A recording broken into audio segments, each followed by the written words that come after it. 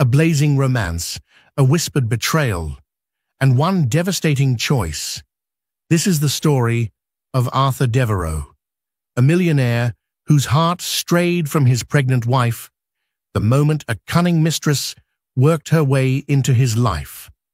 When heartache replaces love, secrets unravel, and a proud wife quietly disappears, no one could have predicted how the wheels of karma would begin turning. In a world where fortunes can shift like desert sands, relationships can shatter in a single heartbeat. Prepare for a storm of intense emotions, jealousy, and spine-chilling regret. Because sometimes it takes losing everything to finally see the truth. Arthur Devereux was a man whose very name spelled success. Born into a modest family in a small town on the outskirts of Boston, he had risen through hard work, innovation, and sheer charisma to become one of the most sought-after entrepreneurs in the country. At the age of 32, he possessed not only a commanding presence, tall, broad-shouldered, with dark hair that always seemed intentionally tousled, but also a net worth that was rumored to be in the high 8 figures. By the time he turned 35, Arthur had expanded his business empire from a single tech startup to a diversified conglomerate that included luxury hotels, property developments, and even a fashion label. His name circulated among the city's elite like an idol made of gold. Wall Street bankers invited him to private golf clubs, and Hollywood celebrities clamored to attend his extravagant soirees. His photographs appeared in glossy magazines, depicting a life of infinite possibilities and, by the look of them, infinite joy. Amid the bright lights and champagne toasts, Arthur had met Rosalind O'Reilly, soon to become Rosalind Devereux. Rosalind was a lawyer from New York who specialized in corporate litigation. She had a quiet dignity about her, a poised intelligence that was more compelling than any brash display of confidence. Where Arthur's energy felt unstoppable, like a waterfall crashing against the rocks, Rosalind's presence was a calm, deep river, exuding grace and depth. Their meeting was orchestrated at a philanthropic gala in Manhattan, rumored to have been arranged by a mutual friend, Jacob Henderson, who believed they would form a powerful alliance. Indeed, they did, both in business and in love. The courtship was swift, an intense whirlwind of late-night dinners, weekend getaways, and a deep intellectual bond. Despite Arthur's flamboyant lifestyle, Rosalind gave him balance. She was often the voice of reason when his impulsive decisions threatened to drive him off the rails. They married in a sprawling ceremony in Napa Valley, with white roses lining the pathways and a string quartet playing under a canopy of twinkling lights. Friends whispered that Arthur had finally found the love of his life. Guests teased that they had never seen him so smitten, so grounded, and so hopeful for a stable future. Life seemed perfect for the newlyweds, who established a home in a luxurious penthouse overlooking Central Park. They were the power couple, attending high-profile events, supporting charities, and making joint appearances in magazines. Photographers loved capturing Arthur's arm around Rosalind's waist, the two always looking elegantly in sync. Little did anyone know that hidden beneath the polished surface were cracks that would widen when a singular destructive force, a cunning and irresistible woman, slithered into the fabric of their marriage. And like many cautionary tales, the seeds of tragedy were planted when everything appeared most idyllic. One brisk February evening, Arthur and Rosalind hosted an opulent gathering at their penthouse. The event was a launch party for a new initiative by the Devereux Foundation, a scholarship fund aimed at underprivileged students interested in technology. The atmosphere was sparkling with conversation and filled with the tinkling sound of crystal glasses. Jazz music drifted from the corner, where a live band performed classic standards. It was at this party that Cecilia Lancaster made her grand entrance. A tall, willowy brunette with high cheekbones and eyes that seemed to change color depending on the light, Cecilia was a rising figure in the world of interior design. She had an air of mystery around her, always dressed in the most fashionable attire, carrying herself as though the world was but a stage for her private performance. She introduced herself to Arthur with an enthusiastic handshake, something about wanting to discuss a potential collaboration for her design project in the new Devereux hotel chain. Her words dripped with praise for Arthur's visionary business sense, her tone hovering just on the edge of flirtation.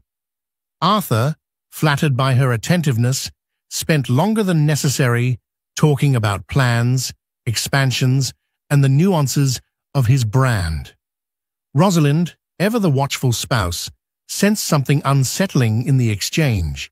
She couldn't pinpoint the exact source of discomfort.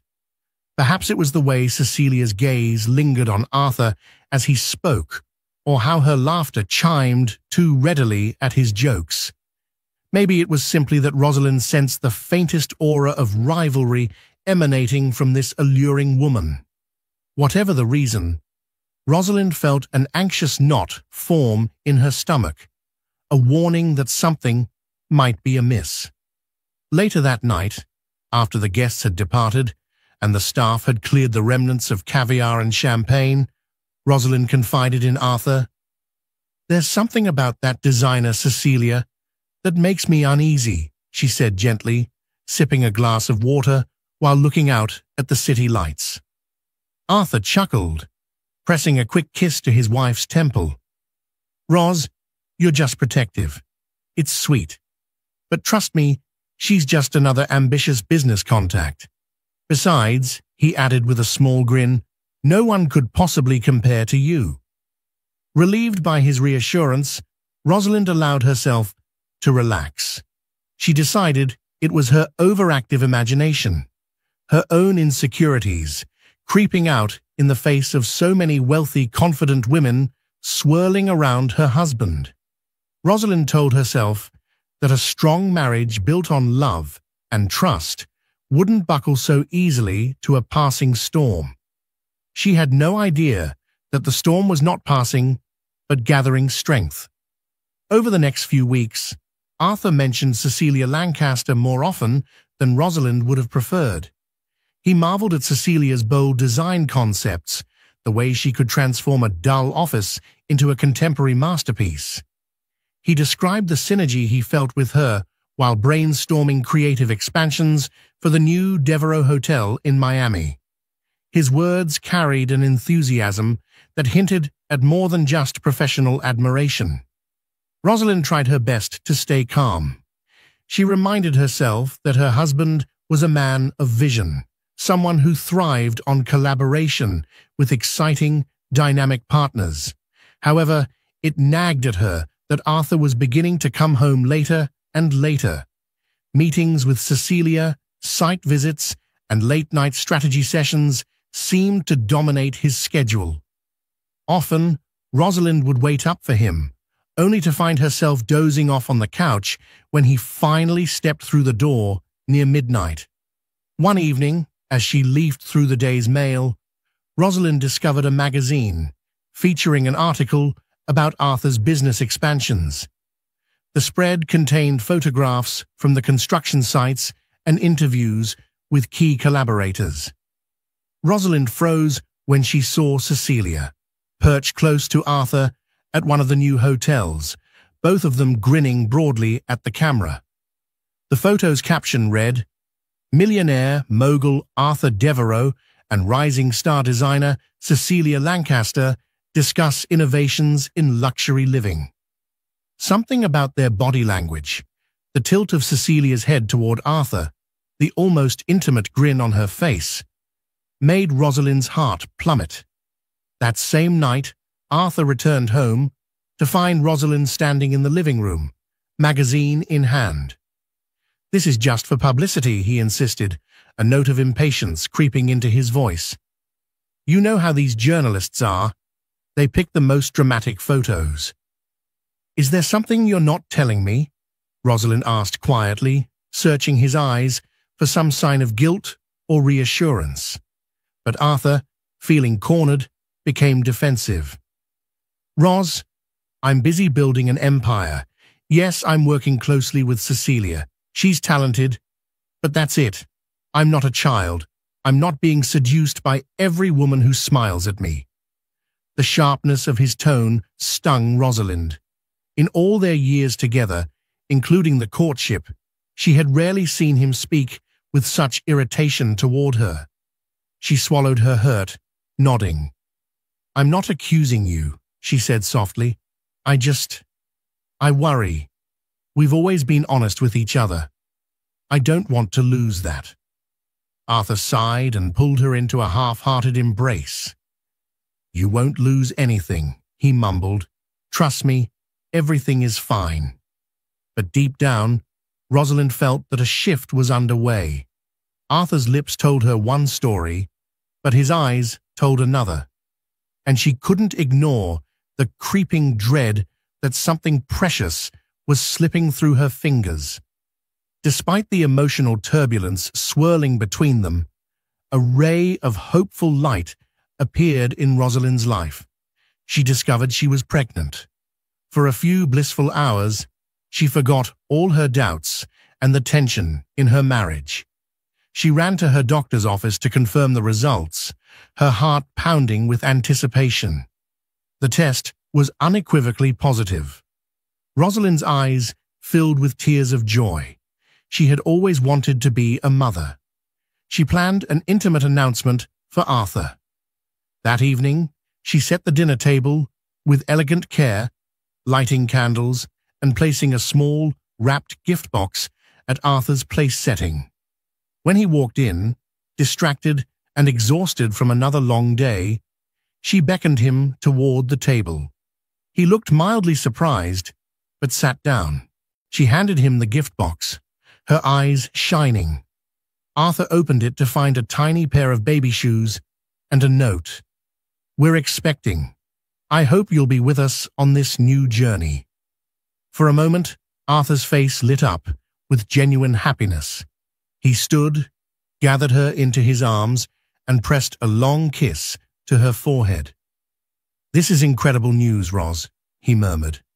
We're going to have a baby. That's amazing. Tears of relief slipped down her cheeks. For the first time in many weeks, she felt the old Arthur, warm, joyful, and full of love, had returned. They talked about baby names and the future that lay ahead. Arthur even mentioned clearing some time in his schedule to accompany her to doctor's appointments, determined to be an involved father. But as the days turned into weeks, that promise of involvement began to wither.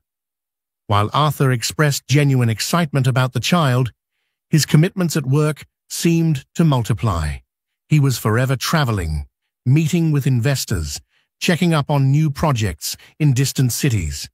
And, inevitably, every mention of these trips also included Cecilia Lancaster. Rosalind tried not to let it unsettle her. After all, he had a business to run. But there was no denying that during a period when she needed him most, morning sickness, prenatal visits, emotional support, Arthur was too often absent. A pang of insecurity gnawed at her heart each time Arthur mentioned a late-night strategy session with Cecilia or a newly furnished suite she had designed in his Miami hotel. Rosalind, a sharp lawyer by profession, found herself floundering in an emotional labyrinth at home. She tried to rationalize it. Arthur loved her. He had shown so much excitement about the baby. There was no reason to suspect his affections might be waning. Yet the reality told a different story.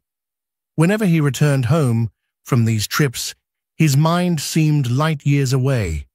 Sometimes he would barely acknowledge the house, let alone notice that his pregnant wife had spent hours preparing a meal or was struggling with back pain.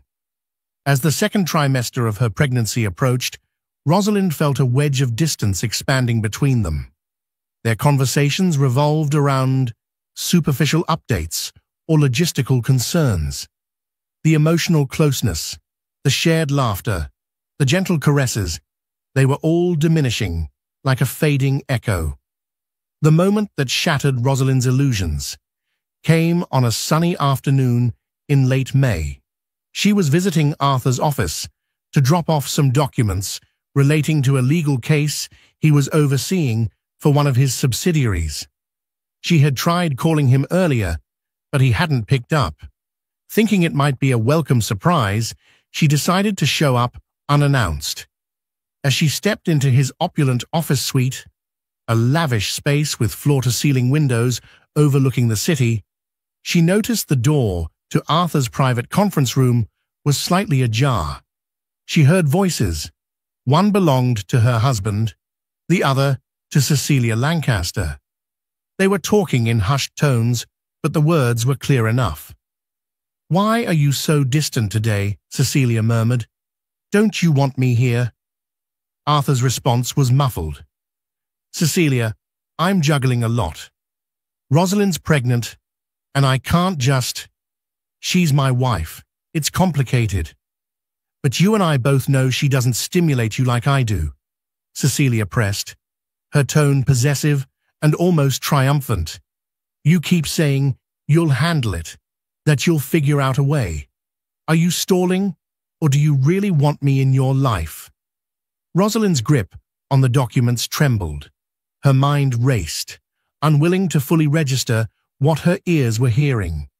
She had suspected something was wrong, but to have the ugly truth laid bare so brazenly felt like a punch to the gut. Tears sprang to her eyes as she heard her husband's deep sigh. "I just need more time," Arthur said, voice low. "She's pregnant, Cecilia. I can't leave her now. It would ruin my reputation and complicate everything." Cecilia's response dripped with sarcasm. "So your reputation matters more than your happiness? Don't forget, I'm risking a lot being involved with you. I expect you to hold up your end of whatever it is we're doing." Rosalind couldn't bear to hear another word.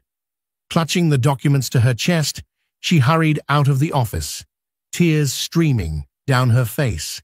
She felt physically ill, the emotional betrayal compounding the turbulent hormones of her pregnancy. She managed to hail a taxi and sobbed the entire ride home, her mind reeling. In one instant, all her hopes had been dashed. Arthur had not only betrayed her love, but had been stringing her along with half-truths. While she daydreamed of a joyful future with their child, he had been forging a different path with Cecilia. It was more than heartbreak. It was devastation. By the time she reached the penthouse, her shock had morphed into a numbing despair that spread through her entire being. That evening, Rosalind did not confront Arthur. She watched from the bedroom window as he arrived home, looking pensive and exhausted. He barely came inside before removing his tie and disappearing into his home office. Perhaps he thought she had left the office before overhearing anything. Perhaps he was so consumed by guilt he couldn't face her. Whatever the reason, Rosalind felt like she was living with a stranger. Unable to keep her turmoil bottled up, Rosalind confided in her closest friend, Juliana Park. A fellow lawyer who worked at another prestigious firm, Juliana had known Rosalind since law school. They had navigated the competitive halls of Harvard together, shared heartbreak stories over cheap wine in tiny apartments, and celebrated each other's victories with genuine sisterhood. Rosalind laid bare the entire situation, the suspicions, the overheard conversation, the heartbreak.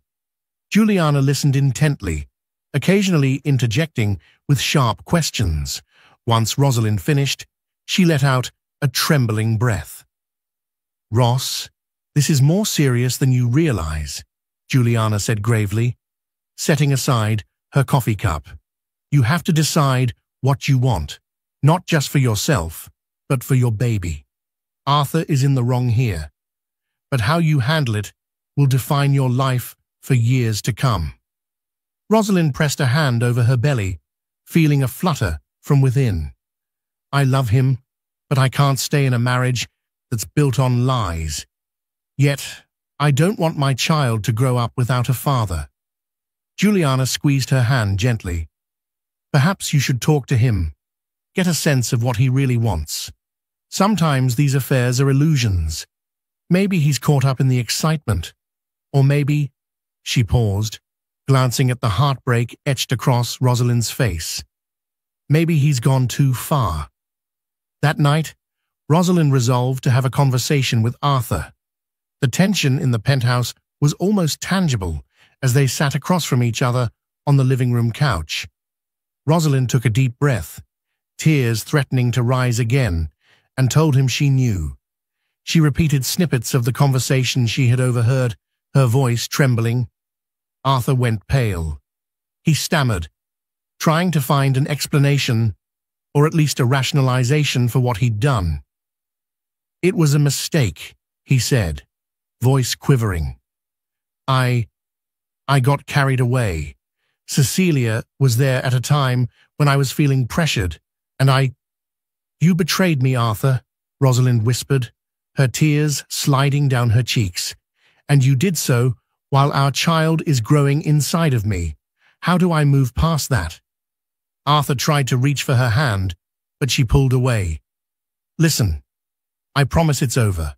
I'll cut ties with Cecilia if that's what you want. I can't lose you. I'm sorry. Rosalind stared at him, her heart pounding. For a moment, she almost believed him. Then she remembered the earlier conversation, the part about his reputation and not wanting to leave her now. The apology, the contrition, was it genuine or just a desperate attempt to mitigate consequences? She stood, wiping tears from her eyes. Arthur, I need you to prove it, not with words, but with actions.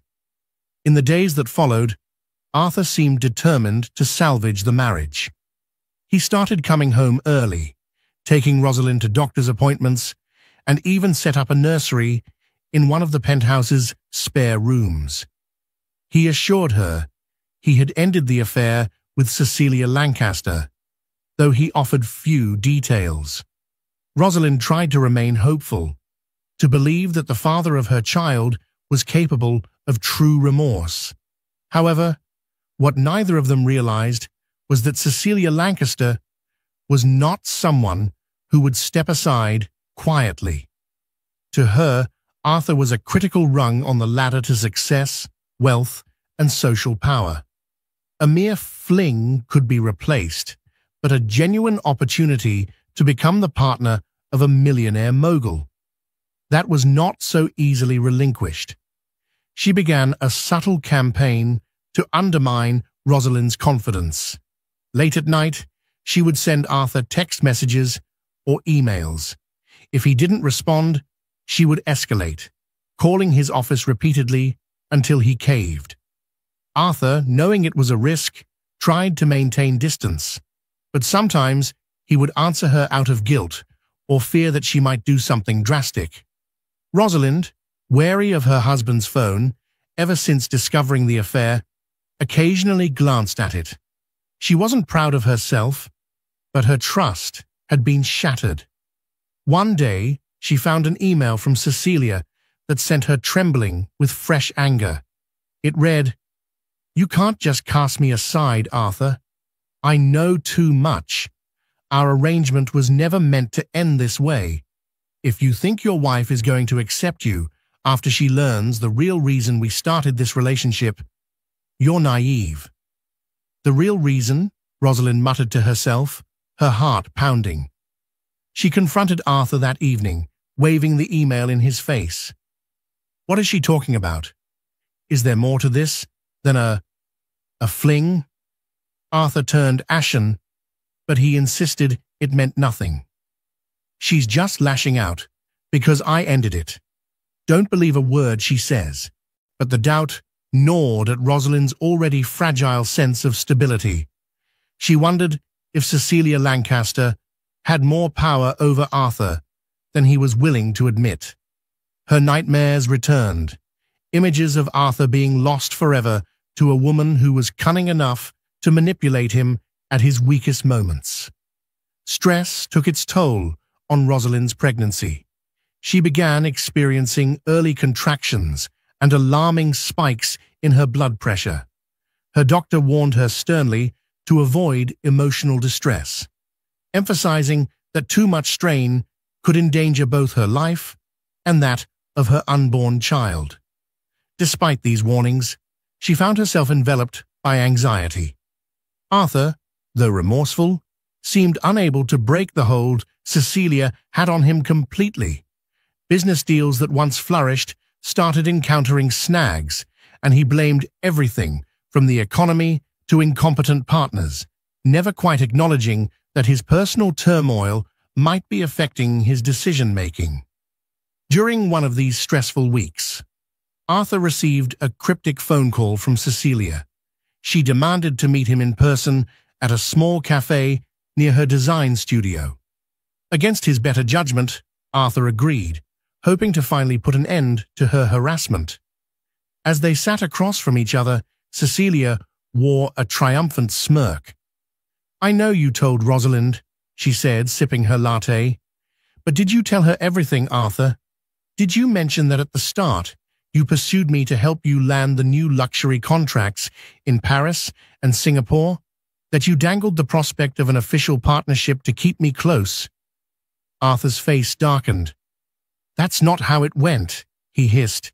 "We had mutual interests, yes, but you were the one who seduced me." She leaned forward. "We can spin this however we want, but we both know the facts. And if your sweet wife discovers every detail, including how you insulted her behind her back, well, let's just say your reputation won't be the only thing destroyed."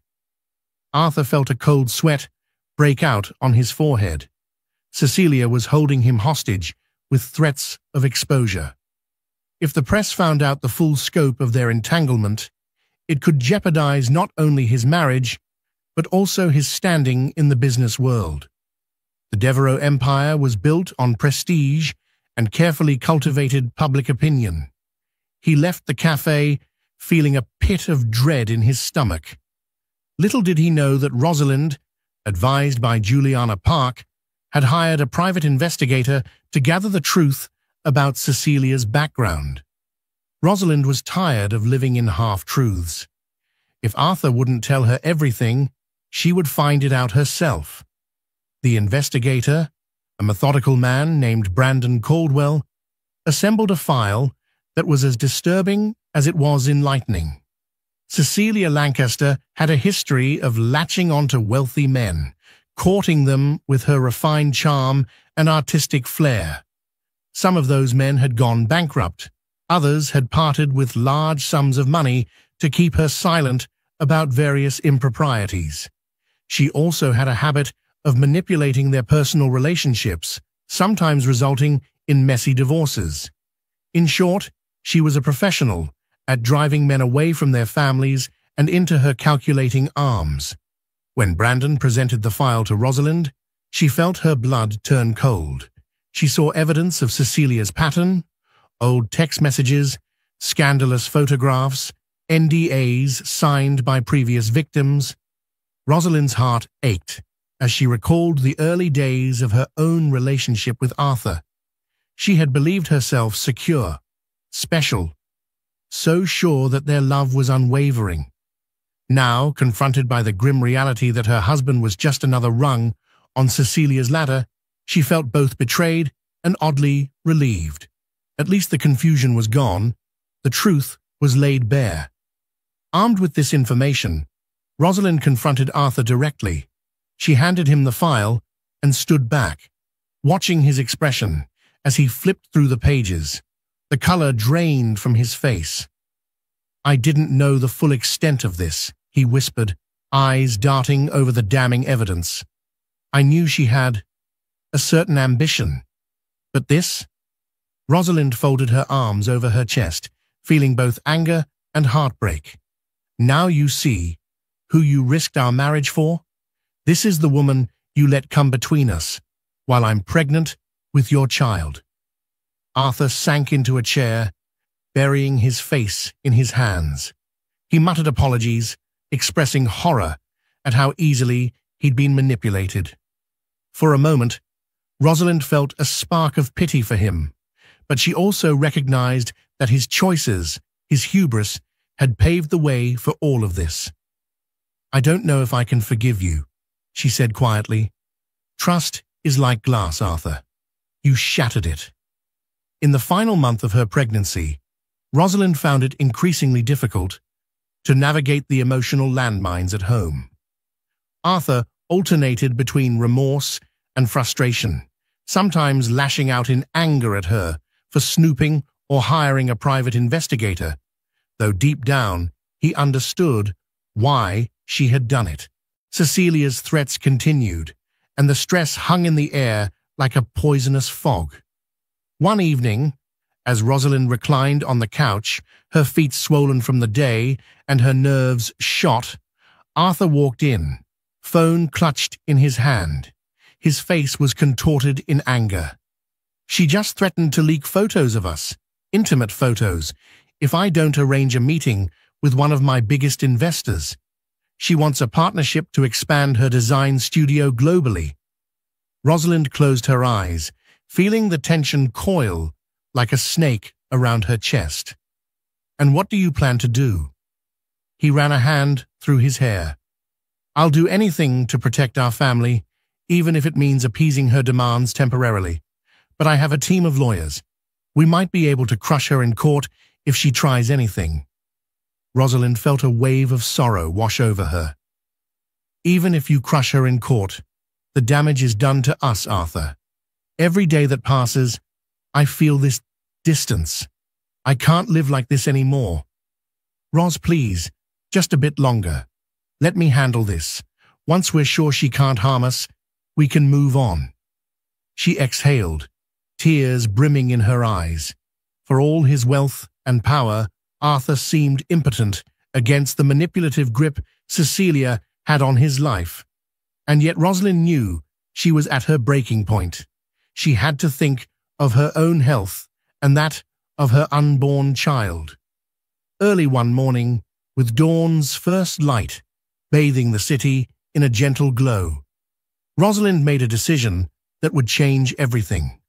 She packed a single suitcase with essentials and stuffed a duffel bag with baby clothes and maternity items. Then she wrote a short letter to Arthur. "Arthur, I am leaving. I cannot fight for us anymore when you won't fully let go of the woman who ruined our marriage. My health and our child's health depend on me finding peace. I'm going to a place where I can breathe again. I hope you realize what you have lost before it is too late. Rosalind." She placed the letter on the kitchen counter, took one last look around the penthouse she had called home for years, and quietly left. The doorman, concerned by her tear-stained face and luggage, offered to call her a car. She accepted with a sad smile, grateful for the small kindness. Rosalind checked into a private maternity retreat an hour outside of the city. Juliana had discovered it through her legal contacts, a tranquil estate designed for high-profile women who needed privacy during pregnancy. Set on acres of lush gardens, the facility offered counseling, relaxation therapy, and around-the-clock medical care. It was precisely the sanctuary Rosalind needed. She settled into a suite overlooking a small pond, the sound of fountain water gently lapping at the edges. For the first time in months, she felt a weight lift from her shoulders. No more waiting for Arthur to come home late. No more fear of Cecilia's manipulations. No more emotional torment in her final weeks of pregnancy. She was alone, but at least she was safe. When Arthur discovered Rosalind's letter, he felt as though the ground had vanished beneath his feet. He tore through the penthouse, calling her name, checking every room. Realizing she was truly gone, he felt a stab of panic so intense it nearly took his breath away. She had left without a fight, without the dramatic confrontation he had expected. Her absence was a deafening silence that swallowed all the background noise of his life. He tried calling her phone, but it went straight to voicemail. He reached out to Juliana, who refused to disclose Rosalind's location. "She needs space," Juliana insisted, her voice ice-cold. "You had your chance, Arthur, and you blew it." Desperate, Arthur combed through credit card transactions, scoured flight bookings, even reached out to local car services. But Rosalind had been meticulous. She had left no digital trail. With each dead end, Arthur's regret expanded. He remembered the moment he met her, the wedding vow he made to always protect her, to cherish her. He thought of the child growing within her womb, a child he might not get to see, brought into this world if he didn't rectify his mistakes. Days turned into weeks. Arthur's attempts to manage business matters were overshadowed by thoughts of his missing wife. He neglected meetings, refused social invitations, and even cancelled important deals. His employees whispered that he had become a ghost of himself, pale, restless, and prone to snapping at the slightest provocation. Cecilia sensed the shift as well. She tried to corner Arthur with new demands, but he rebuffed her at every turn. No longer enthralled or intimidated, he finally saw her for the opportunist she was. "Get out of my life," he snarled during one tense phone call. "I'll take my chances in court if you try to smear me, but you're done controlling me." Yet the feeling of triumph against Cecilia was hollow compared to the agonizing realization that he might have lost Rosalind forever. His mind kept replaying scenes of their happiest moments: walks in Central Park, quiet dinners in fancy restaurants, lazy Sundays in bed. Each memory was a knife twisting deeper into his chest.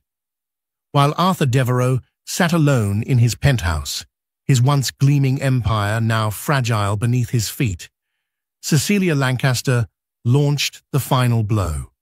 One crisp Monday morning, gossip headlines exploded across every major entertainment site and tabloid outlet. Exclusive: Arthur Devereux's illicit affair exposed. Designer Mistress spills all. The centerpiece of the story was a collection of intimate photos. Arthur and Cecilia embracing in various discreet locations, including hotel lobbies, dimly lit dinners, and even inside what appeared to be his own office. The accompanying article was filled with carefully crafted allegations, implying that Arthur had fathered an illegitimate child and used corporate funds to support Cecilia's lifestyle. The damage was immediate and savage. Phones inside the Devereux Corporation rang incessantly. PR advisors scrambled to issue statements, but no amount of spin could contain the tidal wave of public judgment. Arthur's name trended globally, but for all the wrong reasons. The man once celebrated for his strategic brilliance and philanthropic vision had overnight become a symbol of greed, betrayal, and moral collapse. Behind closed doors, corporate partners panicked. One by one, investors withdrew their commitments. A lucrative tech merger, months in negotiation, was abruptly cancelled. A French luxury conglomerate, once eager to collaborate on a new hotel brand, severed ties without hesitation. Arthur's inbox flooded with cold, legalese-laden notices, cancellations, contract terminations, withdrawal clauses. His lawyers, once confident and well-composed, now voiced alarm about potential lawsuits from shareholders accusing him of breaching fiduciary duties. Inside the penthouse, Arthur moved like a ghost. He sat in his study surrounded by silent phones and unopened newspapers, the walls echoing with the aftermath of his undoing. He barely ate. The world he had so carefully constructed, polished, powerful, and untouchable, was collapsing with a vengeance, brick by brick. Cecilia, for her part, had gone silent. She had gotten what she wanted: notoriety, attention, and a shot at her own name in the spotlight. Rumors began circulating that she had already secured a new contract with a rival hotel chain, using her relationship with Arthur as leverage. She had moved on like a seasoned predator, unbothered by the carnage left in her wake. Meanwhile, miles away, in the calm sanctuary of the maternity retreat, Rosalind watched it all unfold from a quiet television in the lounge. The other women there, many high-profile in their own right, cast sympathetic glances, some whispering in hushed tones, but no one dared approach her directly. Her last name said enough. Sitting alone, her hands resting protectively over her rounded belly, Rosalind stared at the screen with a strange mixture of sorrow and satisfaction. Watching Arthur's downfall didn't fill her with joy, but there was a brutal sense of justice in it. The man who had humiliated her, lied to her, neglected her during the most vulnerable time of her life, was now being laid bare before the world. He was paying a price, not just in reputation and wealth, but in soul-crushing isolation. Still, it hurt. This was not the future she had dreamed of when she married him under the twinkling lights of Napa Valley. The man now disgraced in headlines had once been her best friend, her protector, the father of her unborn child. That person seemed like a ghost now, swept away by pride and lust and a hunger for validation. The retreat staff, deeply protective of their patients' privacy, tightened security around Rosalind. Paparazzi had begun circling the perimeter after catching wind that Arthur's wife was in hiding. News vans parked discreetly on nearby roads. Rumors swirled online. Some claimed Rosalind was preparing to file for divorce with a record-breaking settlement. Others speculated she would return to Arthur for a second chance. Rosalind ignored it all. She had no statement to make, no drama to feed. Her focus was Gabriel, the baby who would soon arrive into this chaotic world. Back in the city, Arthur grew increasingly unrecognizable to those who once admired him. The confident visionary now wandered his empty penthouse with hollow eyes, his phone heavy in his hand, waiting for a call from Rosalind that never came. Business associates stopped returning his messages. Friends politely distanced themselves. Even his once loyal staff requested transfers or resignations, eager to escape the firestorm that clung to his name. One night, he sat on the floor of Gabriel's unused nursery. The room was half-decorated, a forgotten project from his brief attempt at redemption. He traced his fingers over the edge of a crib he had never assembled, a stuffed animal still wrapped in plastic sitting nearby. He hadn't seen Rosalind in weeks. He hadn't heard her voice. And worst of all, he had no idea what his son looked like. In that moment, amid the silence of a broken home, Arthur realized the full weight of what he had done, not just to his career, but to the one person who had loved him without condition, the one person he had thrown away for an illusion. And as he bowed his head, tears falling freely, he understood. The storm had broken, and he was standing in its wreckage, utterly, irrevocably alone. Late one evening, Arthur received a letter delivered by courier. It was from the lawyer of one of his major business partners in France, terminating their partnership immediately. The letter cited moral and ethical breaches as the cause. Arthur realized, with growing dread, that his once impressive empire was on the brink of collapse. Bankers called in loans, investors withdrew their capital, and lawsuits began piling up. This was karma, bearing down on him with a force he had never imagined possible. And in the midst of all this destruction, his greatest anguish was not the financial ruin or the loss of prestige. It was that he couldn't share his pain with the one person who had always understood him, Rosalind. She was gone, likely for good, and he had only himself to blame. As if the universe wanted to deliver one final blow, Arthur learned through a mutual friend that Cecilia Lancaster had secured a major contract with a rival hotel chain. It seemed she had jumped to her next stepping stone, leaving him in the dust to face his scandal alone. He felt a bitterness unlike anything he had known. She had used him, and he had let her, ultimately sacrificing his marriage in the process. Desperate for some form of redemption, Arthur poured money into philanthropic causes, hoping to show the public he still cared about doing good. But cynics labeled it a PR stunt. In private, he donated heavily to women's shelters and crisis lines, haunted by the thought of Rosalind feeling unsafe and unprotected. None of it filled the gaping void left by her absence. Time marched on. Rosalind's due date approached, and the maternity retreat's doctors prepared for the arrival of her baby. Juliana visited her often, bringing cheerful flowers and small gifts. Despite the heartbreak, Rosalind found a gentle calm in the final days of her pregnancy.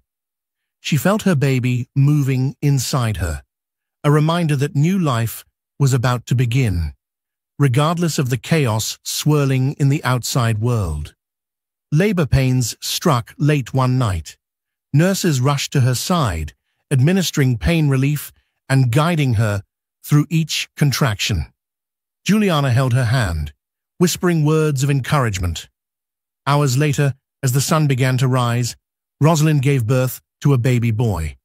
Tears of joy and relief coursed down her face. In that moment, the heartbreak, betrayal, and scandal felt distant. All that mattered was the soft cry of her newborn child, the miracle in her arms.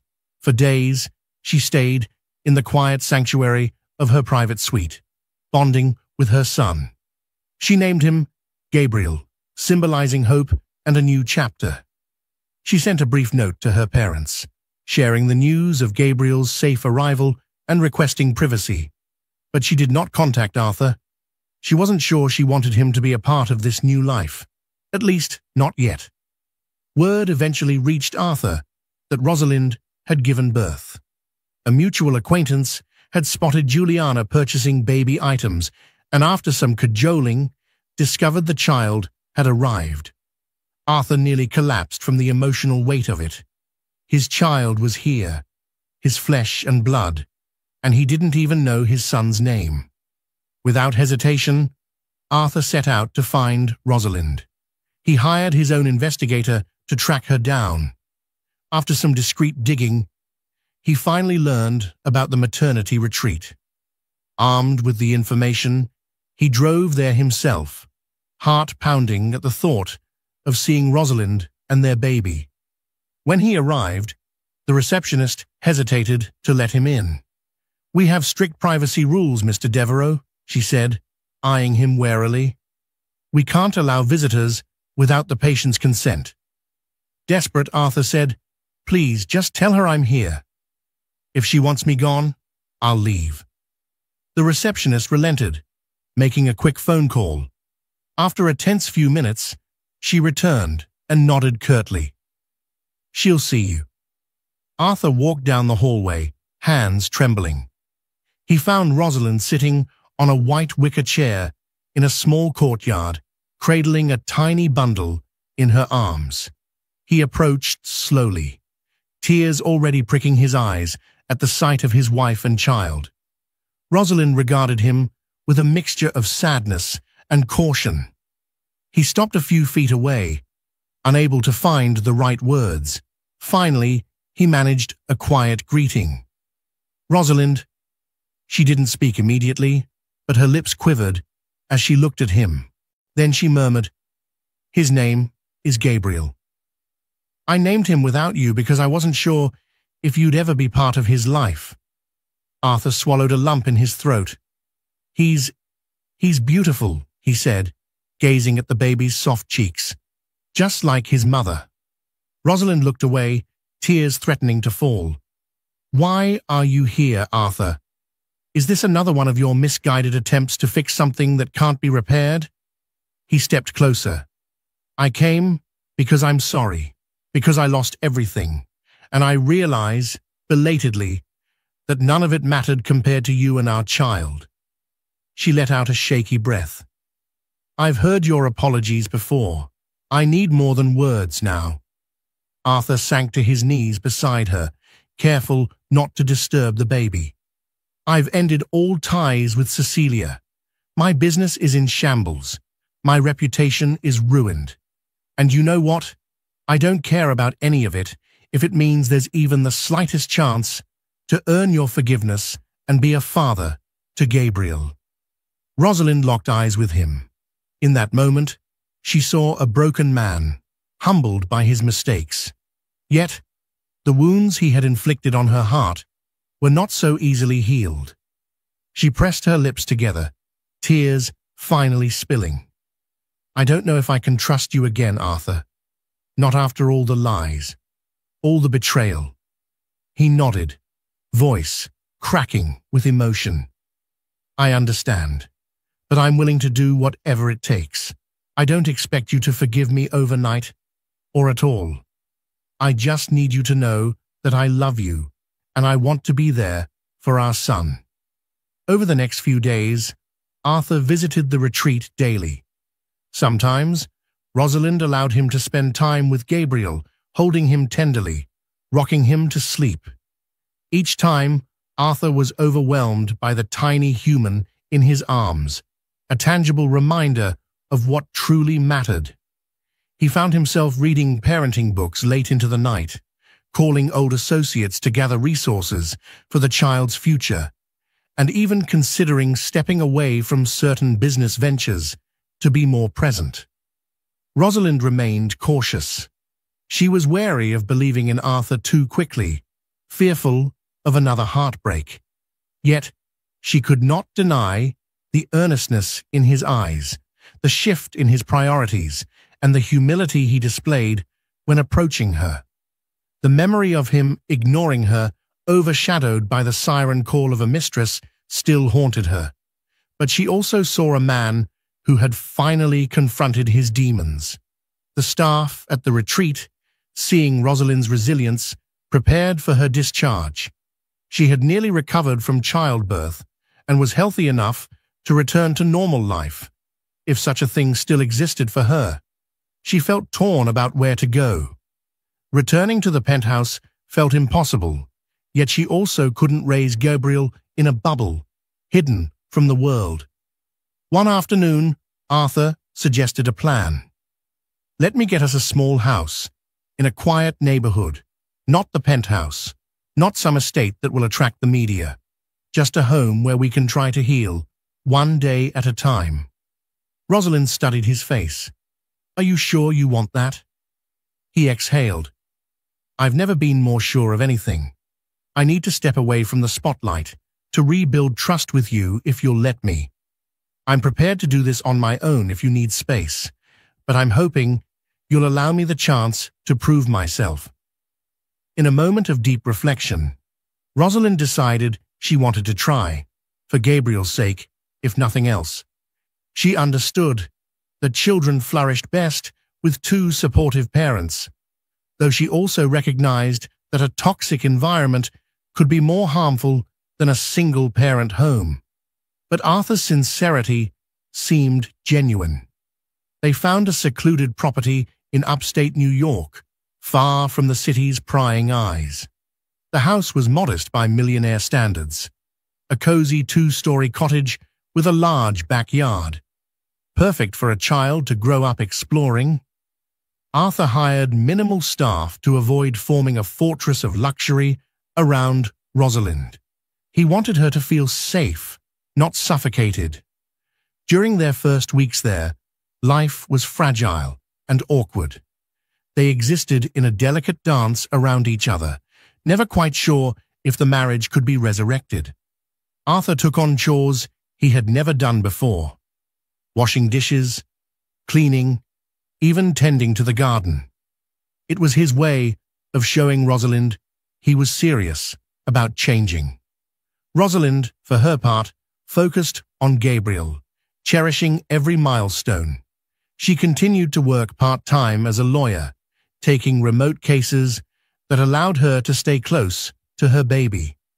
Arthur spent time reading business reports and occasionally traveling to salvage what he could of his empire, but he always rushed back home, not wanting to miss a single moment with his son. Some days were good, filled with laughter at the baby's cute antics. On others, Rosalind would catch a glimpse of an old photograph of Arthur and Cecilia in a magazine or on social media, and the pain would resurface. But each time, Arthur would hold her hand, letting her see the remorse that still weighed on his heart. As months turned into a year, the tabloid frenzy around Arthur's scandal cooled. Cecilia Lancaster had moved on to her next conquests, leaving behind only faint echoes of her destructive presence. Arthur's business slowly stabilized, but it never reached its former glory. His name, once synonymous with unstoppable success, now carried the stigma of scandal, and many in the corporate world refused to trust him. Yet in that modest cottage, Arthur discovered something he never truly had before: genuine peace. The boyish grin that Rosalind had once fallen in love with returned, though tempered by humility. He doted on Gabriel, changing diapers, staying up late to soothe his cries, and reading him bedtime stories. Rosalind began to open her heart again, little by little.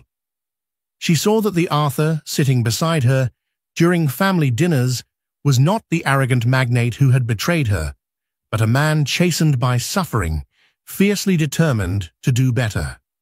Slowly, they returned to the intimacy of a married couple, not just physically, but emotionally.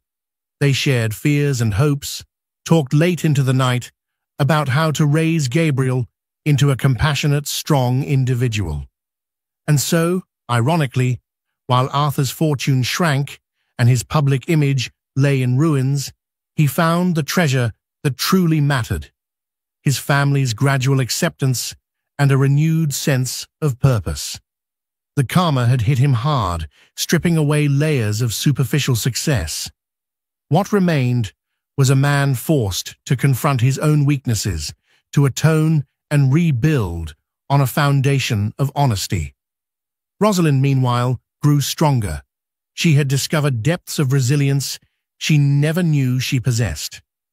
Though the wounds of betrayal would never fully vanish, they began to scar over, leaving a quieter pain that she used to guide her boundaries and expectations. She would never again accept half measures from Arthur. And he, finally aware of the gift he had almost lost, spent every day proving he was worthy of that second chance. And so ends the tumultuous tale of a millionaire who nearly lost everything to a cunning mistress. From the dizzying heights of success, Arthur Devereux crashed headlong into a storm of scandal, driven by poor decisions and shattered trust. When his pregnant wife, Rosalind, left without a fight, his entire world collapsed, forcing him to confront the stark reality of his choices. Through heartbreak, financial ruin, and humbling regret, he discovered that genuine love and family outshine even the most glittering fortune. In the quiet solace of a modest home, Arthur and Rosalind began their slow journey toward healing, living proof that betrayal can sometimes be the catalyst for profound transformation.